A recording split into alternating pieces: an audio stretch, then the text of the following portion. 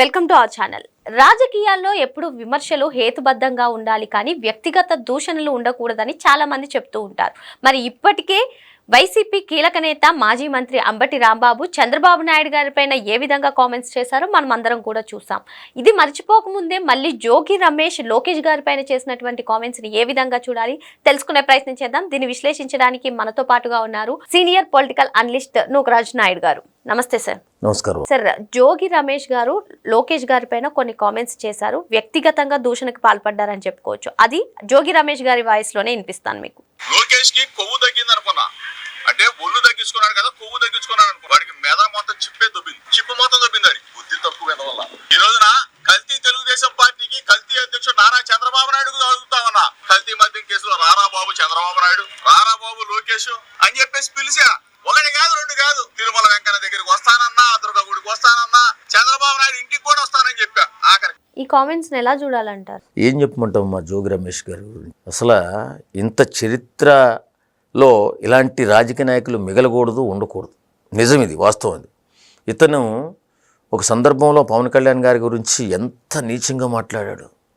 అలా కాకుండా ఇప్పుడు అసెంబ్లీ అంటే ఓ దేవాలయం లాంటిది. అసెంబ్లీలో బూతులు మాట్లాడిన మొట్టమొదటి వ్యక్తి, బూతులు రాజ్యాన్ని తీసుకొచ్చినటువంటి వ్యక్తి ఎవడైనా అంటే జోగి రమేష్. అంత దుర్మార్గుడు, అంత దరిద్రుడు, అంత సన్నాసి, అంత వెధవ రాజకీయాల్లో ఇంకొకటి లేడు. ఇది మాత్రం వాస్తవం.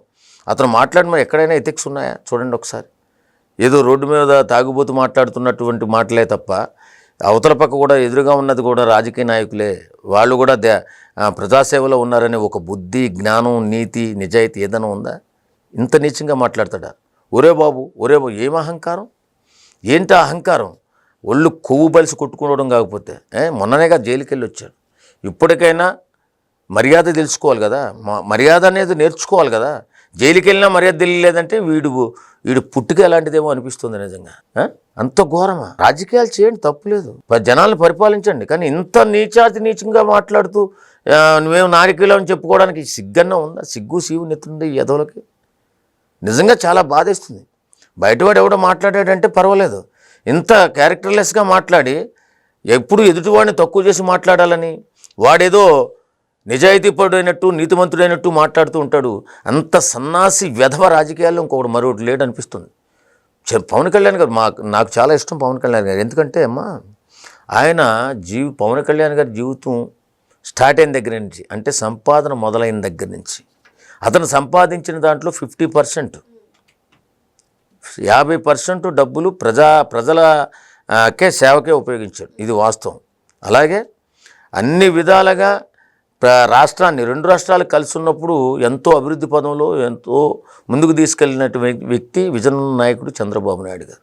ఈవేళ లోకేష్ బాబు, చంద్రబాబు నాయుడు గారు, పవన్ కళ్యాణ్ గారు రాష్ట్రాన్ని అభివృద్ధి పదంలో త్రికోణంగా ముందుకు తీసుకెళ్ళి బ్రహ్మాండమైన అభివృద్ధి చేసుకుంటూ వస్తుంటే ఇలాంటి కుక్కలు ఇంకా మురుగుతూనే ఉన్నాయి. జోగి రమేష్ లాంటి కుక్కలు. కూటమి చేస్తున్నటువంటి అభివృద్ధిని అడ్డుకోలేక ఈ విధంగా వ్యక్తిగత దూషణలకు పాల్పడుతున్నారని అనుకోవచ్చు అంటారా?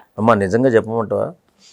ఇప్పుడు కూటమి ప్రభుత్వం ఎన్నో విధాలుగా అభివృద్ధి పదంలో ముందుకు తీసుకెళ్తుంది. వైఎస్ఆర్సీపీ పార్టీ అనేది మరుగున పడిపోయింది. ఎవడు పట్టించుకుంటలా, ఏం చేయాలని అర్థం కావట్లా. ఏదో గందరగోళం చేసి ఏదో చావో లేకపోతే ఇంకోటో, ఏ కులం గొడవో లేకపోతే అక్రమ సంబంధాల్లో అడ్డు పెట్టుకుని ముందుకు వచ్చేద్దాం చూస్తున్నారు. అవి జరగట్లేదు. కేవలం వీళ్ళు నిరూపిద్దామని ప్రయత్నం చేస్తే వాళ్ళకే చుట్టుకుంటుంది. ఏం చేయాలో అర్థం కావట్లా. ఏం చేయాలో అర్థం కాని డిప్రెషన్లోకి వెళ్ళిపోయి ఇష్టానుసారంగా బూతులు మాట్లాడేస్తున్నారు. వీళ్ళు అంబటి రాంబాబు గారి మాట్లాడిన మాటలు వింటే కళ్ళంటి నీళ్ళు వస్తాయి ఎవరికైనా. తండ్రి వయసు, ఒక సుదీర్ఘ రాజకీయ అనుభవం, 80 సంవత్సరాల వయసు, అతను తల్లిని తిట్టాడు ఇతను, అంబటి రాంబాబు అనే అతను. ఇప్పుడే కాదమ్మా, ఈ జోగి రమేష్ అనేటటువంటి వ్యక్తి చాలా చండాలంగా, చాలా నీచంగా, అసలు రాజకీయాలకి వీళ్ళకి పనికిరారు. వీళ్ళని దూరంగా పెట్టేవలసిన అవసరం ఎంతైనా ఉంది. ఎందుకంటే రాజకీయ నాయకులు కానీ లేకపోతే సెలబ్రిటీని కానీ చూసి సమాజం ఎంతో కొంత నేర్చుకోవాలి. అది సమాజానికి ఉపయోగపడాలి. వాళ్ళు మాట్లాడే మాటలు సమాజాన్ని చెడు మార్గంలో మళ్లించేలాగా మాట్లాడుతున్నారు ఈ యదవులంతా. వీళ్ళని మాత్రం పక్కన పెట్టేయాలి. వీళ్ళకి రాజకీయ భవిష్యత్తు ఉండకూడదు అసలు. కాబట్టి నేనేమంటానంటే ఇలాంటి దరిద్రుల్ని ఖచ్చితంగా వీళ్ళని జైల్లోనే పెట్టాలి. ఎందుకంటే మనం మృగాలను ఏం చేస్తాం? మనం అడవి దాటి బయటకు వస్తే భూమిలో వేస్తాం. అలాగే ఈ అడవిలో ఉండేటటువంటి మృగాల కంటే ఇంకా హీనంగా ప్రవర్తిస్తున్నారు వీళ్ళు. కట్టడి చేయవలసిన అవసరం ఎంతైనా ఉంది. ఈ వెధవలు నోరు మూపించవలసిన అవసరం ఇంకెంతైనా ఉంది. 2024 ఎన్నికల ముందు 2019 నుంచి 2024 వరకు కూడా వీళ్ళు ఏదైతే భాషను వాడారో ఆ భాష కారణంగానే ఆ పార్టీ ఓడిపోవడానికి మెయిన్ రీజన్ అని చాలామంది విశ్లేషణలు చేశారు సార్. మరి ఇప్పుడు మళ్ళీ అదే భాషను ప్రయోగించడం, ఏకంగా ముఖ్యమంత్రి గారిపైన ప్రయోగించడం, ఇప్పుడు చూస్తే లోకేష్ గారిపైన ప్రయోగించడం ఏంటి? ఇంకా మారకపోవడాన్ని ఏ విధంగా చూడాలి? అంటే మీరన్నట్టు అభివృద్ధికి అడ్డుకట్ట వేసే భాగంలోనే ఇటువంటిదా, లేదు అంటే ఇంకో పక్క చూసుకున్నట్లయితే కూటమిని విచ్ఛిన్నం చేస్తే కానీ మీకు అధికారం రాదని చాలా మంది చెప్తున్నారు. అది అందులో సక్సెస్ అవ్వలేక ఈ రకంగా మాట్లాడుతున్నారా? ఏ విధంగా చూడాలి? ఎందులోనే సక్సెస్ కాలేరు వాళ్ళు. నిజం ఇది. పవన్ కళ్యాణ్ గారిని, చంద్రబాబు నాయుడు గారిని విడగొట్టాలని చాలా ప్రయత్నం చేస్తున్నారు. అందులో సక్సెస్ సాధించలేకపోయారు. ఇప్పుడు ఏం చేయాలో అర్థం కావట్లా. కల్తీనే అసలు నెయ్యే కాదని చెప్పి వచ్చేసింది. ఇప్పుడు అందులో పందుకోవు కలలేదు కాబట్టి మేము నేరం చేయలేదన్నట్టుగా వీళ్ళు బిల్డప్ చేస్తున్నారు. అందులో సక్సెస్ కాలేదు. మొన్నకే ఏదో అక్రమ సంబంధం జనసేన నాయకుడి మీద పెట్టుకొచ్చి ఏదో చేయాలని చేశారు. రివర్స్ అయింది. అది ఏం చేయాలో అర్థం కావట్లా. ఇప్పుడు ఏం చేయాలో అర్థం కాక ఇష్టానుసారంగా మాట్లాడేసి గందరగోళం సృష్టించి పోలీస్ స్టేషన్కి కేసులకి వెళ్ళిపోతే ఇవి చేస్తున్నటువంటి అభివృద్ధి అంతా కూడా కనుమరుగైపోతుందని ఆలోచిస్తున్నారు. కానీ ప్రజల్లోకి అభివృద్ధి వెళ్ళకుండా వాళ్ళపైన ఫోకస్ ఉంటుంది. వాళ్ళపైన ఫోకస్ ఉండేలాగా మాట్లాడితే సరిపోతుంది.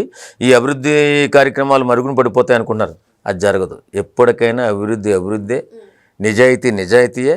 వీళ్ళు ఎన్ని ఎత్తులు గమ్మత్తులు ఇంక ఏం చేసినా సరే కానీ వైఎస్ఆర్ కాంగ్రెస్ పార్టీ అనేది ఆంధ్రప్రదేశ్లో నిలబడడం చాలా కష్టం. ఎందుకంటే అంత అద్భుత పరిపాలన జరుగుతుంది. కానీ వీళ్ళు మాత్రం చరిత్రహీనులుగా మిగిలిపోతారు. చరిత్రలో అంటే ఇప్పుడు జోగి రమేష్ గారు ఆల్రెడీ బెయిల్ పైన బయట ఉన్నారు. బెయిల్ పైన బయట ఉన్నా సరే ఇటువంటి భాషను ఉపయోగిస్తున్నారు. మరి ఆయన బెయిల్ రద్దయ్యే అవకాశాలు ఉన్నాయా? అసలు ఇలా మాట్లాడే వాళ్ళకి కఠిన చర్యలు తీసుకోవాలని మీరు ఆశిస్తున్నారా?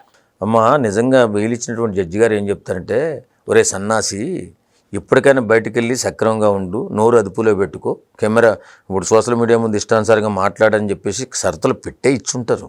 కాబట్టి ఇలాంటి సన్నాసులకు ఏం తెలియదు కదా. ఏంటి అడవిలో మృగాల్లోకి వీళ్ళకి ఏం మాట్లాడుతున్నారో ఏం చేస్తున్నారో వీళ్ళకి తెలియదు. కాబట్టి వాళ్ళు 11 సీట్లకు పడిపోయారు. ఫ్యూచర్లో అసలు ఎలాంటి రాజకీయాల్లో వీళ్ళు పెరిగే అవకాశమే లేదు. ఆ పార్టీ వైఎస్ఆర్ కాంగ్రెస్ పార్టీ ఎప్పటికీ కూడా ఆంధ్రప్రదేశ్లో అధికారం చేపట్టదు.